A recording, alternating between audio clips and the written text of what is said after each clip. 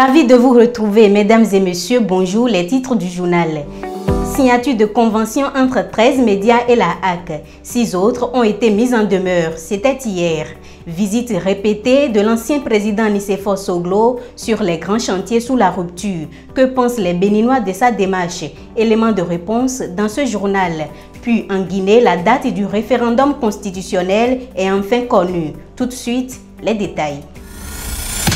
Le président du parti d'opposition Nouvelle Force Nationale, Apollinaire Voyon, a été interpellé dans la nuit du mercredi 2 avril 2025 à son domicile par des hommes en tenue policière. L'information a été annoncée par la vice-présidente du parti dans un communiqué rendu public.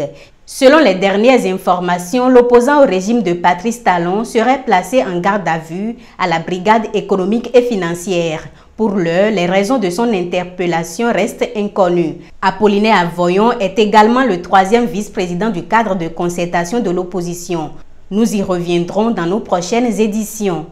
Hier, la Haute Autorité de l'Audiovisuel et de la Communication a officialisé la signature de convention avec plusieurs médias béninois. Au total, 13 organes de presse ont formalisé leur partenariat avec la HAC. Je vous propose de suivre les propos du représentant des organes de presse et du président de la HAC. Nous prenons l'engagement de respecter les clauses de cette convention et de respecter les consignes de la HAC. Surtout pendant que nous sommes en train d'aborder de nouvelles saisons dans notre pays. Et nous prions que Dieu bénisse la République et faire en telle sorte que notre pays soit toujours dans la paix. Encore une fois, merci au président et merci à toutes les autorités de la HAC. À la fin du mois de juin, au plus tard, tous ceux dont les conventions sont arrivées à terme, il faut qu'elle soit renouvelée. Je sais que c'est la saison des vendanges qui s'annonce, les élections. Ce serait bien injuste, très injuste, de laisser tout le monde. Tous ceux qui ne seront pas à jour ne le pourront pas. C'est ce que je tenais à dire au nom de cette 7e mandature. Nous ne sommes pas des justiciers, nous sommes juste des régulateurs. Et la nature a besoin de régulation, même s'il n'y a pas la justice dans la nature. Vous qui avez pu, malgré les difficultés communes, vous mettre à jour pour le renouvellement de vos conventions, la HAC 7e mandature me charge de vous dire que vous ne saurez être traités comme les autres. On reste toujours à la HAC où l'institution a adressé une mise en demeure à plusieurs médias pour non-respect des obligations prévues dans les conventions signées. Il s'agit de Canal 2 Star, Imale TV Africa, Tunde Agri TV, Alliance FM, Arzeke FM et Urban FM. Ces médias doivent se conformer aux règles sous peine de perdre leur licence d'émission. Suite à la défaite des Guépards lors de la 6e journée de la Coupe du Monde 2026 contre les Bafana d'Afrique du Sud, le sélectionneur Gernot Rohr a été convoqué hier par la Fédération béninoise de football. Au terme de la rencontre, le technicien franco-allemand a livré ses impressions à la presse. Suivez plutôt. On a eu un très bon échange, très utile, concernant non seulement le dernier match, mais toute notre collaboration avec le staff qui m'entoure, le staff médical, le staff administratif, le staff technique. Ça a été utile surtout parce que c'est la toute première fois que je rencontre les membres du comité exécutif de la Fédération béninoise de football. Ça s'est passé dans un bon esprit. C'est pas parce que vous perdez un match que on doit tout remettre en cause. C'est vrai que on a raté le dernier match, mais avant il y a eu des bonnes choses et on reste quand même dans les 10 derniers matchs sur 4 victoires, 3 nuls et seulement 3 défaites contre les grands pays.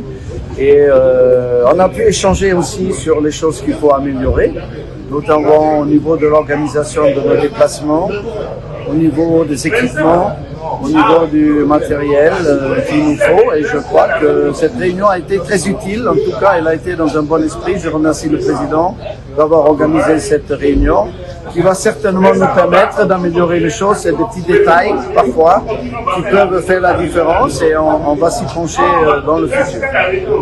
À l'issue de la rencontre avec Guénot Oro, le président de la Fédération béninoise de football s'est exprimé sur les décisions prises pour améliorer la performance des Guépas pour les prochains matchs à venir. On l'écoute. Première défaite depuis que nous avons changé le nouveau nom à notre équipe nationale.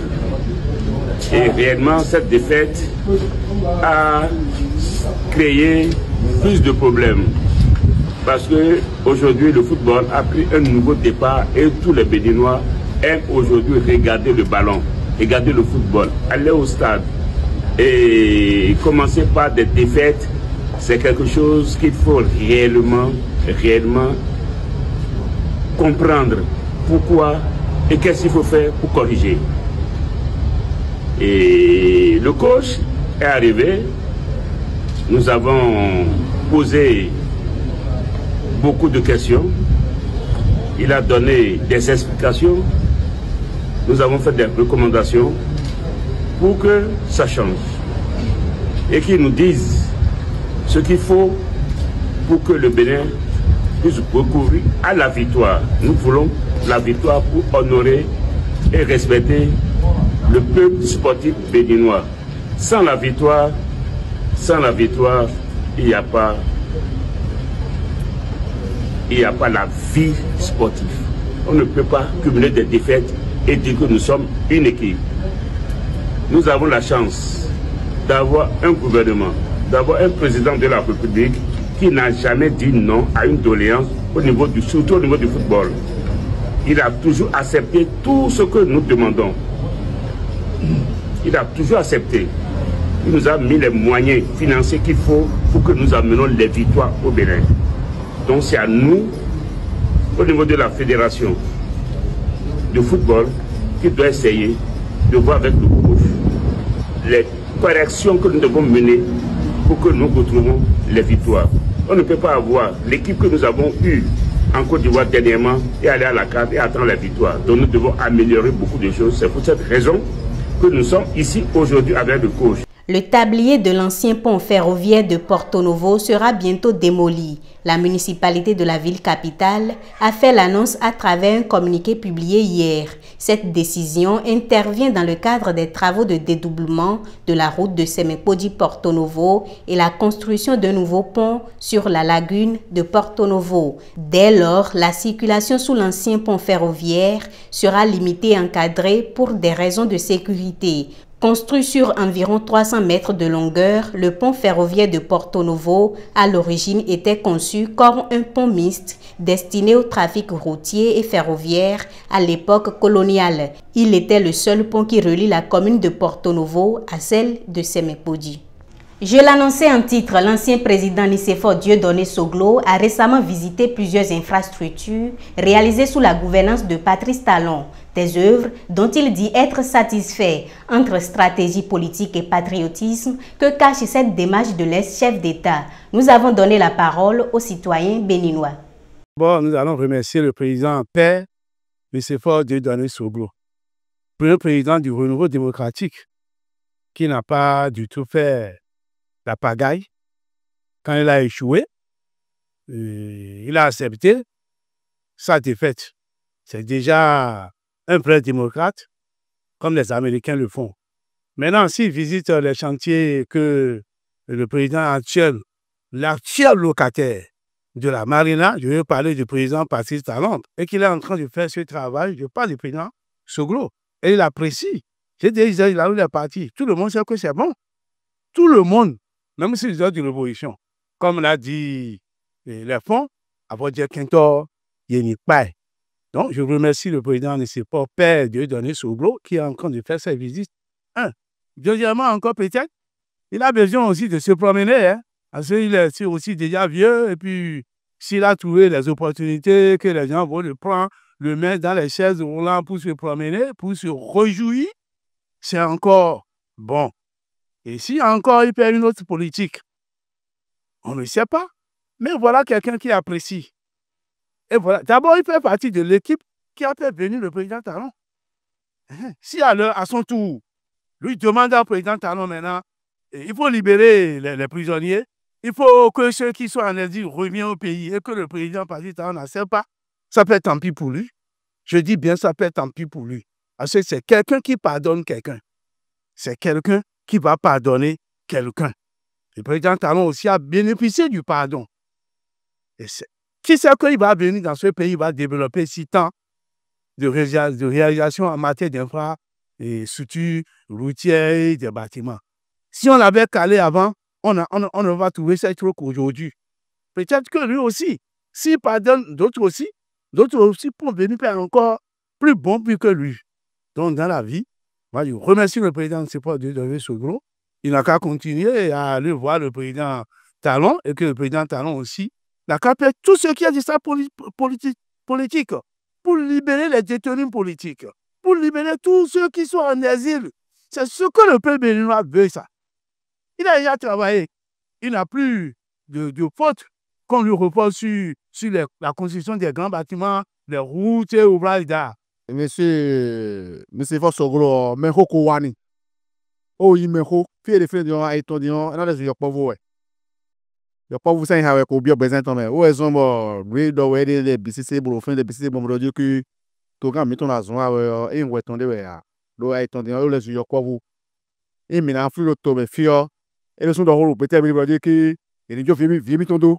Pour finir ton lait quoi tomber. Il y a des courir les BCC d'eau, il lait quoi tomber. Dion, et son le port, Dion, voilà. Chanter, il a dit, bon, il va dire que mais d'accord, ah ouais, le bon, maintenant, il dire que mais il dit, mais aussi, pour que tu as dit, t'as ouani, ouais. Moi, je pense que Soglo, c'est une personnalité politique africaine et une personnalité politique béninoise de miracle. De miracle, pourquoi? Parce que quand on voit l'âge de Nicéphore Dieudonné Soglo, notre papa, il a déjà 93 ans. Et quand on regarde Nicéphore Soglo, c'est un opposant politique. Quand on regarde Nicéphore Soglo, son avant est exilé, tout ça là. Et malgré cela, Soglo vient de faire un pas très fort du patriotisme, de développement et d'une école de personnalité politique. Pour les autres, quand on regarde son statut, il n'est pas n'importe qui. Donc, ce que nous aimons, c'est que nous voulons demander aux autres de faire comme lui. On peut être un opposant politique et apprécier les résultats du développement qui se fait pour son pays, malgré qu'on soit opposant politique. Ce n'est pas parce qu'on est opposant politique qu'il faut rejeter tout ce que le chef de l'État, Patrice Talon, est en train de faire, qui ont d'impact pour le pays dans les secteurs touristiques, dans le secteur de l'architecture, des infrastructures, dans le secteur des usines d'unités de transformation des matières premières qui vont créer des devises économiques pour le pays. Donc ça, il faut reconnaître ça et être toujours opposant politique. Parce que la politique, ce sont les intérêts. Moi, je crois que Soglo est une école de personnalité politique africaine pour l'Afrique et pour le Bénin, à copier par les autres. À l'international, la date du référendum constitutionnel en Guinée est enfin connue. Le général Amara Camara, ministre secrétaire général de la présidence, a annoncé à la télévision nationale le mardi 1er avril 2025 que le scrutin se tiendra le 21 septembre 2025. Ce référendum avait été présenté en juillet 2024 par le Conseil national de la transition sous la forme d'un avant-projet de nouvelle constitution visant à renforcer l'inclusion et le consensus national. Cette nouvelle constitution prévoit une limitation à 2 mandats présidentiels et la mise en place d'un parlement bicaméral. À noter que lors de ses vœux du nouvel an, le président de la transition Mamadi Doumbouya avait déjà souligné que 2025 serait une année électorale cruciale pour le retour à l'ordre constitutionnel. Aux États-Unis, lors d'une conférence de presse hier, le président Donald Trump a dévoilé des tableaux détaillant de nouveaux droits de douane allant de 10 à 49% pour plusieurs pays. Face aux critiques, en raison de la chute immédiate des marchés, Trump justifie sa décision. Suivez plutôt cet extrait. Voilà, le jour de la libération, nous l'attendions. 2 avril 2025, c'est un jour qui restera dans les livres d'histoire. Pendant des décennies, notre pays a été pillé, violé par les pays voisins, lointains, nos amis, nos ennemis, qui ont empêché au bon peuple américain de bien se développer. On reste toujours aux États-Unis où un couple a été condamné à plusieurs centaines d'années de prison. C'est pour des faits d'esclavagisme, des actes commis sur 5 enfants noirs adoptés. Plus de détails sur cette lourde condamnation dans ce récit de Kenneth Eganwi. C'est une condamnation historique pour esclavagisme en plein 21e siècle. Et ça se passe aux États-Unis, l'un des premiers pays ayant aboli la traite négrière. Le 19 mars 2025, Jane Whitefever et son mari Donald Lance ont écopé respectivement de 215 et 160 ans de prison. Ils sont reconnus coupables d'esclavagisme. Fait incroyable, la cible n'est nulle autre que leurs 5 enfants adoptifs. Et oui, le couple américain a adopté 5 enfants noirs de la même famille qu'il a soumis au travail forcé dans des fermes agricoles. Au moment de leur adoption à Washington en 2018, les 5 frères afro-américains avaient entre 5 et 16 ans. Assez suffisant apparemment pour le couple d'esclavagistes pour en faire des esclaves. Les enfants sont soumis à de durs travaux, contraints régulièrement à porter de lourdes charges malgré leur jeune âge. Ils n'ont pas accès à la maison du couple. Ce sont des cabanons qui leur servent de dortoir dans lesquels ils dorment à même le sol et parfois sans couverture. Et le supplice ne s'arrête pas là. Les époux Jane et Donald affament aussi régulièrement leurs enfants adoptifs et prennent souvent du plaisir à les monter les uns contre les autres. Bref, ils étaient maltraités et déshumanisés. C'est finalement grâce à des voisins que la police sera informée et toute l'Amérique découvrira l'acte d'esclavagisme. En 2023, des voisins ont vu le couple enfermer la fille aînée et son frère adolescent dans un cabanon puis s'en aller.